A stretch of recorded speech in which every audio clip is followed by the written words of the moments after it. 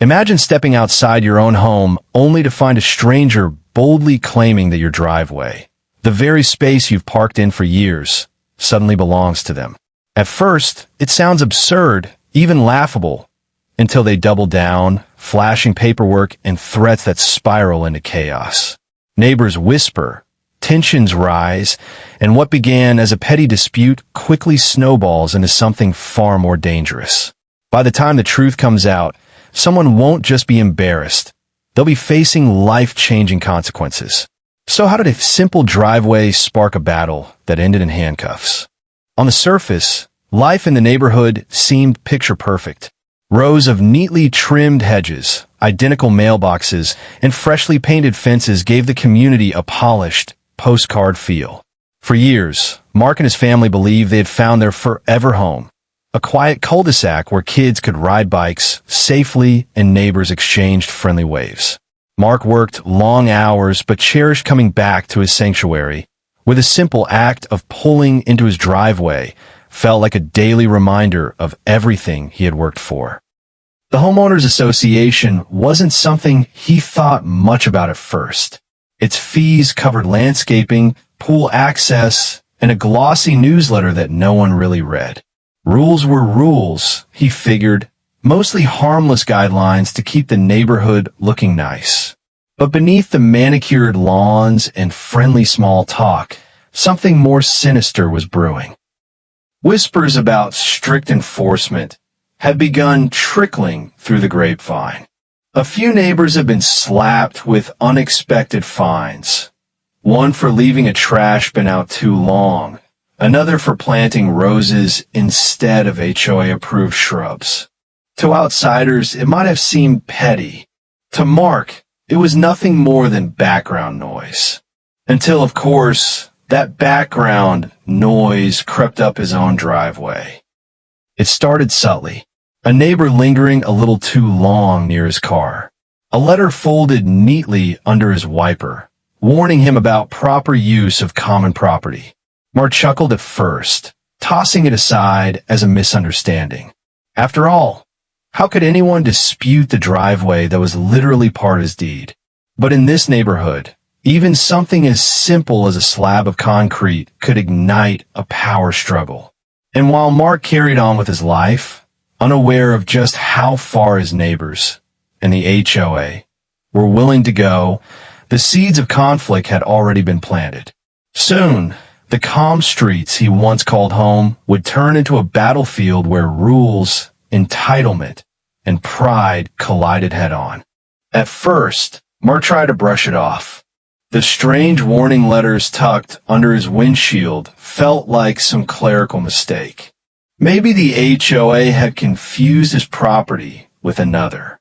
But when the second letter came, this time delivered in an official-looking envelope with the association's seal, he felt the weight of something much more serious. The notice claimed his driveway extended too far into what the HOA referred to as community property. According to them, the last few feet of his pavement technically belonged to the neighborhood and not his deed. It was an absurd claim. His paperwork clearly showed the property line, but that didn't stop the HOA from insisting otherwise. Then came the fines. Small at first, $50 for unauthorized use. Then another $75 for non-compliance. By the third letter, Mark owed over $200 for simply parking in his own driveway. He laughed bitterly when he showed the notices to his wife, but inside, frustration burned. He knew paying would be like admitting guilt, but ignoring them felt dangerous, like tempting the HOA to escalate further. And escalate they did. Within weeks, Mark noticed new behaviors. Cars he didn't recognize idled at the end of his cul-de-sac, engines humming, their drivers pretending to check their phones. Neighbors who once waved now crossed the street to avoid eye contact. Even the community patrol, usually little more than retirees in reflective vests, began slowing as they passed his house, clipboards in hand, scribbling notes. One morning, Mark walked out to find a bright orange sticker plastered on his garage door. In bold black letters, it read, "Property in violation. Subject to action." It felt humiliating. Neighbors walking their dogs slowed to read it. A child pointed, asking his mother what it meant. Mark ripped it down with shaking hands, but the damage was done. The message was clear. He was being made an example of. The situation grew more surreal when he received a certified letter from the HOA. This one accused him not only of misusing community property, but also of disruptive conduct. The accusation? Blocking access to shared space. The so-called shared space was his own driveway. Mark felt trapped. He had bought this house with the promise of security and peace, but now, every day brought a new form of harassment. He tried reaching out directly to the HOA board, but emails went unanswered. When he finally showed up at a monthly meeting, he was met with smirks and whispers. One board member leaned over and said, just loud enough for him to hear, "You'll be gone before long. We always win." The words chilled him. Desperate for backup, Mark dug through his files, pulling out every scrap of paperwork from his home purchase. The deed, the property plat, and the closing documents, all of it clearly showed the driveway was his. But no matter how airtight his proof was, the HOA wasn't interested in facts. They were interested in control. Things only got worse when a new character entered the fray. The neighbor's teenage son, a swaggering kid who had always treated the street like his personal playground. Suddenly, this teenager began parking his car halfway across Mark's driveway. When confronted, he smirked and claimed his mother, a powerful ally on the HOA board, had told him he had every right to use it. Mark couldn't believe it. Not only was the HOA insisting his property wasn't his, but now their own allies were trespassing, emboldened by the board's lies. The confrontation escalated quickly. One evening, Mark returned home to find the teen's car sprawled across his driveway, blocking his access entirely. Furious, he honked until the boy strolled out, deliberately slow, and sneered, "My mom says this part belongs to us. You can't do anything about it." Mark's blood boiled, but deep down, he knew reacting violently would play right into their hands. He backed down, though the humiliation gnawed at him. Later that night, as he replayed the scene in his mind, he realized this was no longer just about fines or letters. This was about power, about the HOA flexing its muscle to prove no homeowner could stand against them. The harassment soon spread beyond the driveway. A notice claimed his fence was 2 inches taller than regulation. Another accused him of violating aesthetic standards by having a flower bed in the wrong color scheme. Every week brought a new charge, a new threat, and a new fee tacked onto his growing ledger of supposed violations. Mark began to feel like he was living under surveillance. The smallest actions, watering his lawn late at night, leaving a package on the porch, seemed to trigger another warning. His sense of privacy was gone, replaced by paranoia. But what infuriated him most was how the board members flaunted their power. At meetings, they laughed off his protests, waving away his documentation with lines like, "Our interpretation of the rules differs." They relished the tension, the way neighbors avoided him, as though his defiance were contagious. And then came the breaking point. One Saturday morning, Mark awoke to the sound of voices outside. He looked through his blinds and froze. A group of HOA representatives, clipboards in hand, accompanied by 2 security guards, was spray painting a thick white line across his driveway. They called it a boundary marker. But to Mark, it was nothing less than an invasion. The line cut straight through the concrete, dividing what had always been into authorized and unauthorized space. Standing in his pajamas, he stormed outside, demanding an explanation. One of the guards shoved a paper into his chest, an official notice of enforcement action. It declared that any use of the driveway beyond the white line would result in immediate towing or legal measures. Neighbors gathered to watch, murmuring. Mark felt his cheeks burn with anger and humiliation. The teen stood smugly nearby, recording the entire scene on his phone. His mother, the board member, lingered at the edge of the crowd, arms crossed, eyes glinting with triumph. That moment changed everything. Mark realized this wasn't just harassment anymore. It was a calculated attempt to strip him of his rights, to publicly break him down until he either submitted or sold his home. But he wasn't about to give them the satisfaction. Fueled by anger and determination, Mark began documenting everything. He photographed the line, the letters, the stickers, and the teen's car blocking his driveway. He contacted a property lawyer, sending copies of his deed and HOA correspondence. He even installed cameras around his home, catching late-night footage of board members creeping by to inspect his property with flashlights. The evidence piled up, and so did Mark's resolve. He would not bow to their intimidation. He would fight back, no matter the cost. Still, as strong as he tried to appear, fear crept in. What if the HOA had more power than he realized? What if the legal system sided with him? What if he was throwing money into a losing battle? Each night, he lay awake, staring at the ceiling, wondering if the life he had built was about to collapse. But every morning, when he stepped outside and saw that white line slashed across his driveway, he knew he couldn't quit. Because this wasn't just about concrete. It was about principle. And as the HOA prepared its next move, one that would involve the police, the courts, and public humiliation, Mark braced himself. The real battle was just beginning. Mark thought he had seen the worst of it. The fines, the stickers, the dividing line across his driveway. But nothing compared to what came next. It was a Tuesday morning when he opened his front door to find a tow truck idling at the curb. 2 security guards stood nearby, and the teenage boy from next door was already filming with his phone, smirking like he was waiting for a show. The driver hopped down, clipboard in hand, and announced that he had orders to remove Mark's vehicle for unauthorized parking.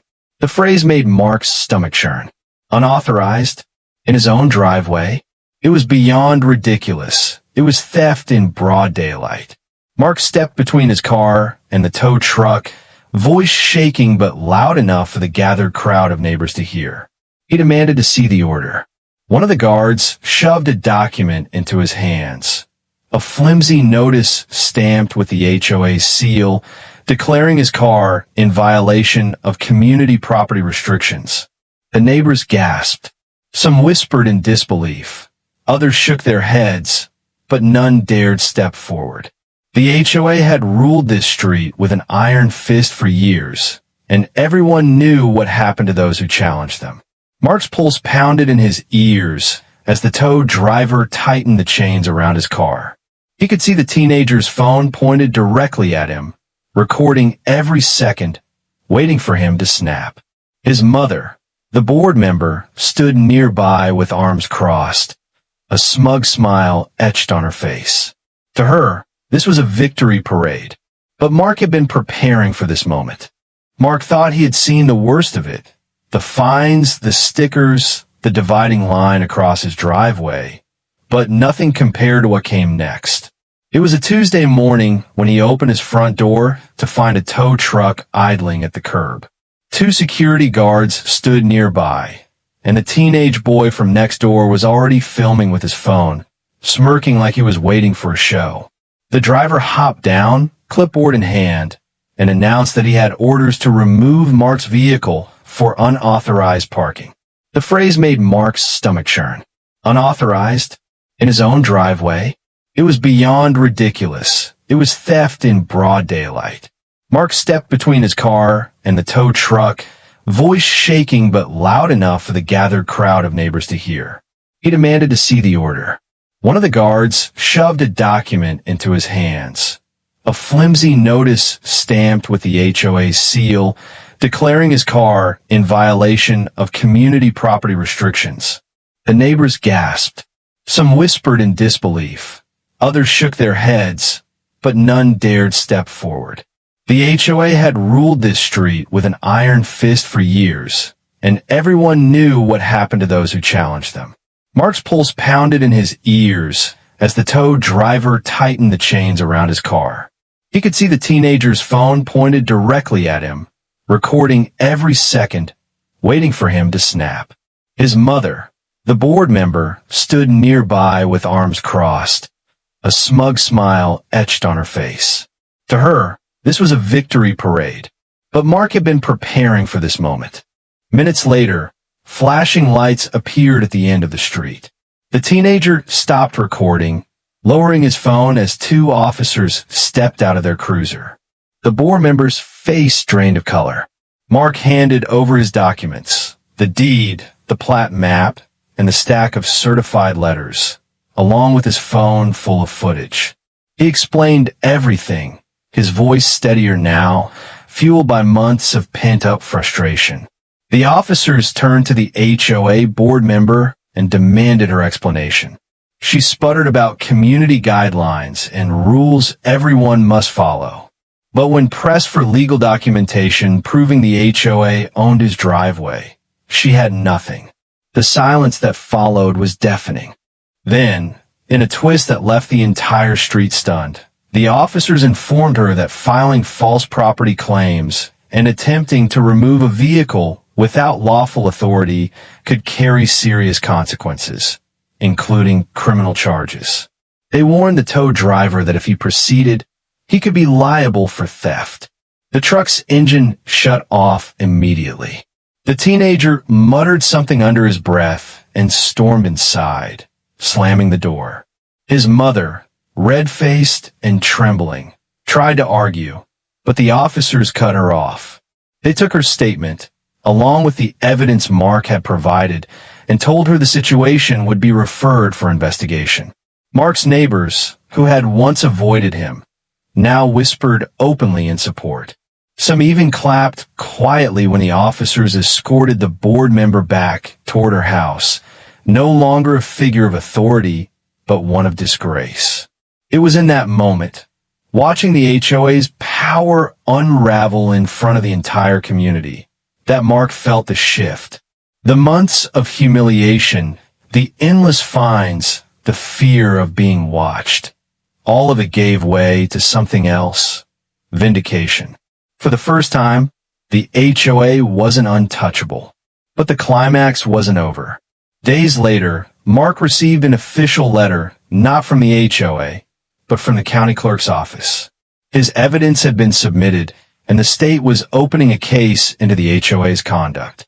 Fraud, harassment, and abuse of authority were all on the table.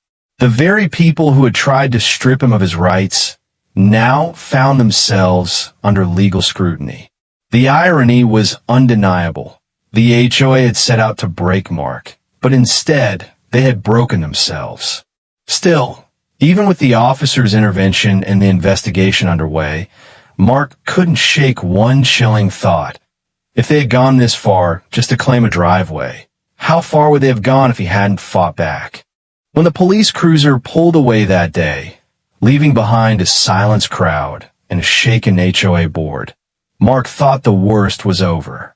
But in truth, it was only the beginning of a new chapter, one where the balance of power finally shifted. Within a week, whispers turned into open conversations. Neighbors who had once avoided him now lingered by his driveway, apologizing for staying silent.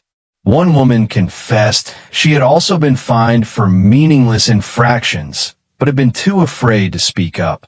Another admitted she'd attended board meetings only to be intimidated into silence whenever she raised a question. The video evidence Mark had shown, of board members trespassing, spray painting lines, and joking about breaking him, spread quickly through the neighborhood group chat. What had once been hidden behind closed doors was now out in the open for everyone to see.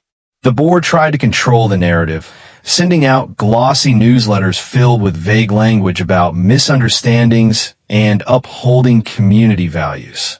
But their words rang hollow. People had seen too much.